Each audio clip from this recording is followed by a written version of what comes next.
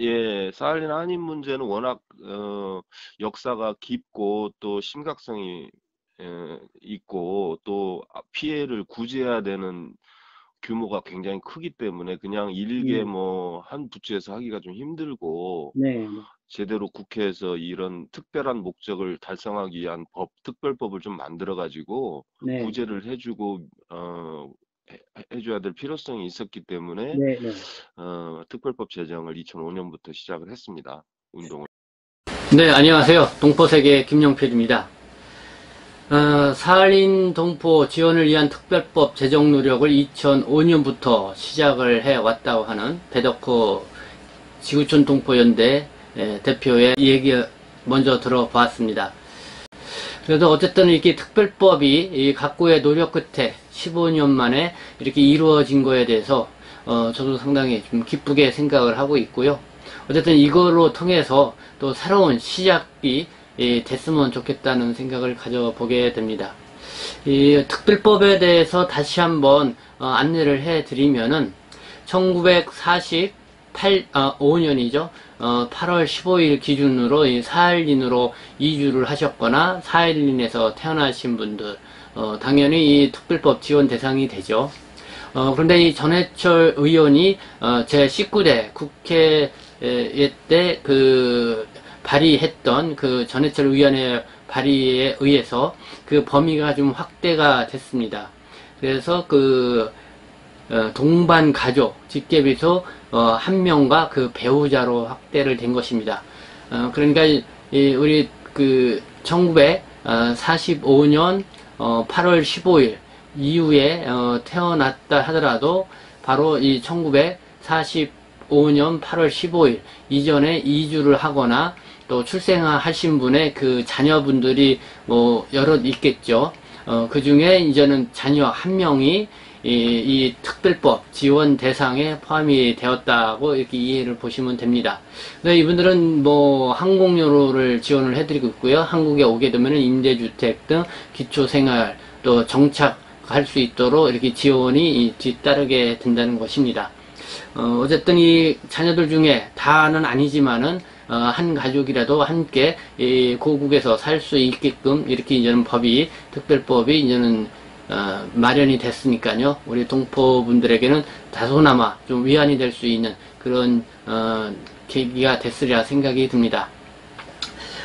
그러나 이 말씀드린 것처럼 이 특별법이 사할린 동포들은 정말 이 억울하게 강제 이주를 당한 사람이고 그리고 그곳에서 장기간 오랫동안 무국적자로 한국 고국에 들어올 날만 손꼽아 기다렸던 그런 사람들이었기 때문에 한국 국적자로 살아가는 것에 대해서 상당한 열망이 높았다는 걸 어제 말씀을 드렸었습니다. 그래서 이 특별법이 제정이 되자 지구촌 동포연대에서도 바로 논평을 냈었죠. 논평은 A4 용지 한 2페이지 분량 정도가 되는데요. 그 내용을 다 이 시간에 여러분들에게 읽어드리지는 않겠고요. 이 배덕호 대표가 이 페이스북에 짤막하게 이 논평과 관련돼서 요약본을 이렇게 올려놓은 게 있습니다. 그래서 그거를 여러분들에게 제가 추각해서 읽어드리도록 하겠습니다. 사할린 동포 지원에 관한 특별법 제정에 붙여 이제 시작일 뿐이다. 2024월 30일 사할린 동포 지원을 위한 특별 법안이 통과됐다. 2005년 이래 이 법 제정을 추진한 지 만 15년 만의 일이다. 일제강점기 수만여 명의 조선인들이 사할린으로 강제 동원된 지 82년 만이고 이 땅이 일제로부터 해방된 지 75년 만의 사변이다. 고작 7개의 조문으로 이루어진 초라한 법이지만 사할린 한인 동포 문제에 대한 국가 책임을 일부 담았다. 사할린 한인 동포 문제는 국가가 방치한 역사 속의 세월호 문제다. 이제 한 발걸음은 디딘 셈이지만 시작일 뿐이다. 네, 이렇게 논평에 대해서 아주 골자적인 그런 입장을 이렇게 배덕호 대표가 페이스북에 올린 것을 제가 이렇게 편집을 해서 우리 망향탑이죠. 사할린에 건립된 그 사진 위에다 올려서 여러분들에게 배경으로 읽어드렸습니다. 자, 그러면은 이 배덕호 대표와 이로부터 이 산림 동포 지원 특별법이 제정 과정이 어떻게 전개되어 왔는지, 그리고 그 의미와 그다음에 평가, 그리고 앞으로 해야 할 일에 대해서 한번 입장을 들어보도록 하겠습니다. 그 사일린 한인 동포에 대해서 킨이 이 관심 네, 갖고 활동을 언제부터 했는지, 어떤 예. 계기로 했는지 좀 설명 좀 부탁드리겠습니다. 아, 네. 그 킨에서는 재외 동포 NGO 활동가 대회를 2004년부터 시작을 했는데요. 네, 그때 그때 이제 그 사할린에서 이수진 사할린 주 이산가족협회 회장님이 이 음, 우연치 않게 NGO 활동가 대회에 참여를 하면서 사할린 문제를 네, 각국에서 온 활동가들, 그다음에 한국에 있는 활동가들하고 이렇게 같이 네, 얘기를 나누게 됐고, 아, 음, 심각성을 그때 깨닫게 된 거죠. 네. 킨에서도 그때부터 활동을. 지금 특별법이 이번에 제정이 됐는데, 네, 알기로는 2005년도 네, 대 17대 국회에서부터 진행이 됐다고 네, 그래요. 그렇죠.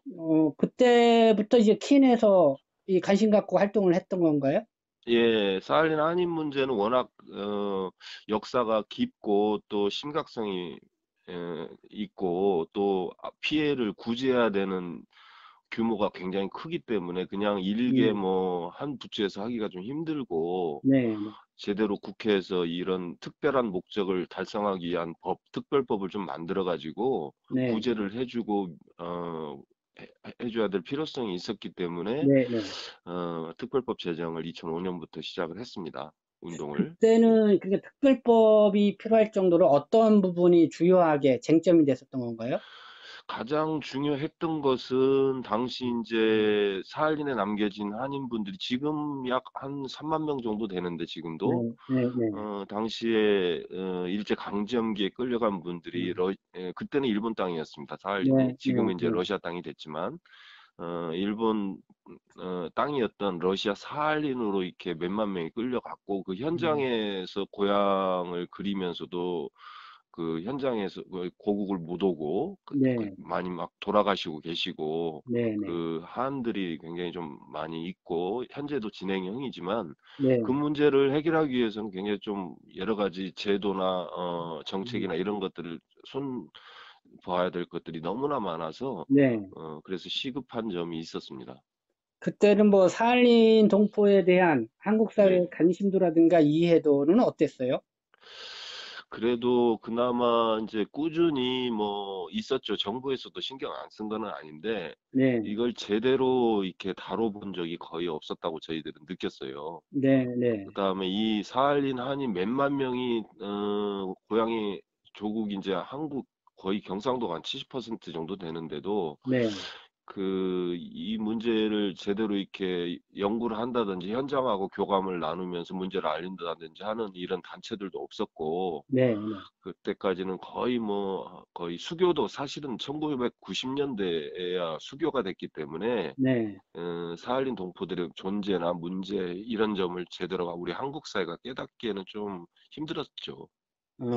네, 그래서 2005년도에 네, 어쨌든 특별법 제정에서 나가서 지금 한 15년 정도 시간이 걸렸어야 됐는데, 그때 초기에 그러니까 제기했던 그게 요번에 그대로 통과된 건가요? 아니면은 뭐, 아니죠. 네, 이게 초기에 그때는 지금은 국회의원이 아니지만 그때 당시 민주당의 한명숙 의원이 이렇게 여야 네, 의원들 약 한 110명, 120명 동의를 얻어가지고 특별법을 제출을 했는데도 불구하고 네, 좀 그때는 전반적으로 다 다룬 거죠. 뭐 사할 음, 현장에 있는 분들, 또 영주에 가신 분들, 그다음에 이분들에 대한 피해 구제 문제라든지 뭐 네, 역사를 정리하는 문제라든지 돌아가신 분들에 대한 거라든지 기념 관이라든지 기념일 이런 것들도까지도 다 고민을 했었는데 여러 네, 가지 뭐 사실은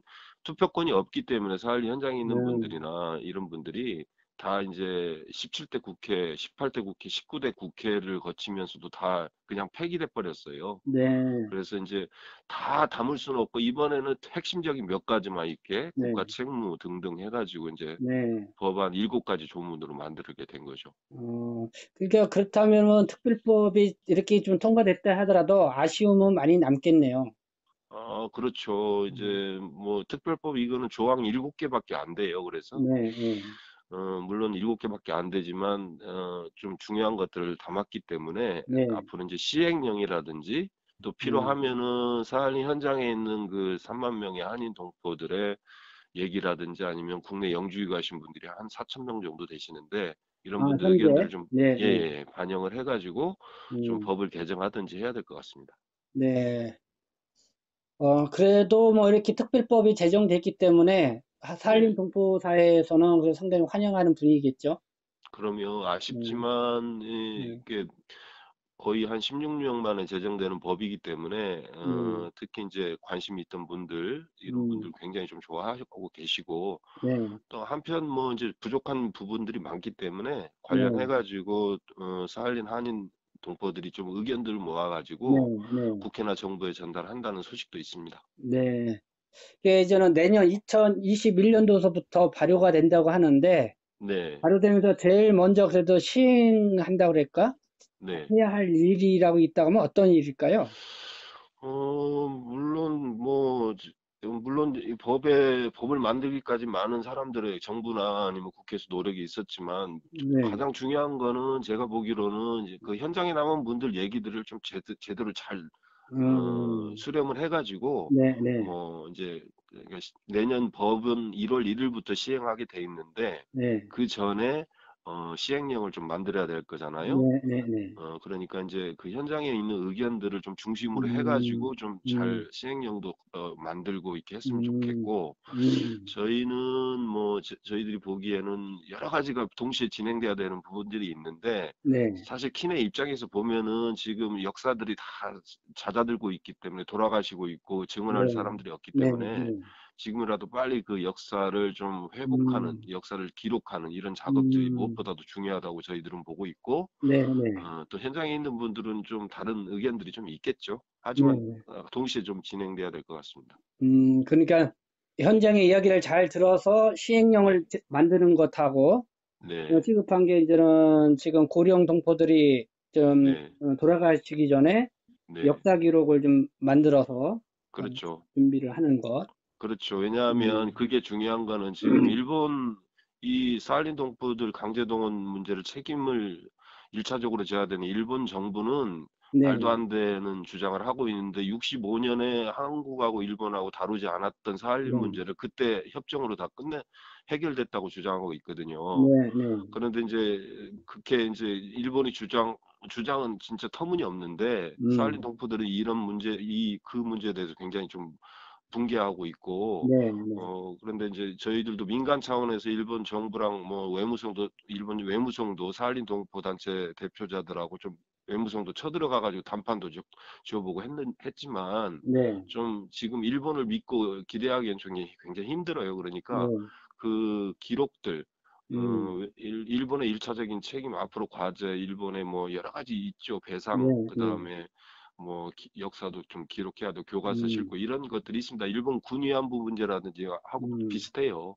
네, 네, 그러니까 이런 부분들 좀 염두에 둬야 될 것 같아요. 네. 어쨌든 뭐 특별법이 이렇게 제정이 되면은 국회에서도 많은 관심 가질 거고 정부 네, 차원뿐만 아니라 한국 사회 내에서도 네, 사할린 동포에 대한 관심이 좀 커지리라 기대가 좀 네. 많이 모아지지 않을까요? 예, 음, 그렇죠. 이 마지막 국회에서 이렇게 제정될 줄은 몰랐는데 네, 네, 여러 정부라든지 국회의원들 뜻 있는 분들의 좀 도움이 많이 있었고 사할린 그다음에 영주에 가신 분들의 1인 시위라든지 네, 뭐 국회 앞에서 1인 시위라든지 사할린 현장에서 끊임없이 막 어, 어, 의견들을 국회에도 전달하고 했던 사할린 한인 협회 등등 단체들의 노력들이 굉장히 컸다고 봅니다. 네, 아이고 지금까지 좋은 말씀 잘 들었습니다. 네, 고맙습니다.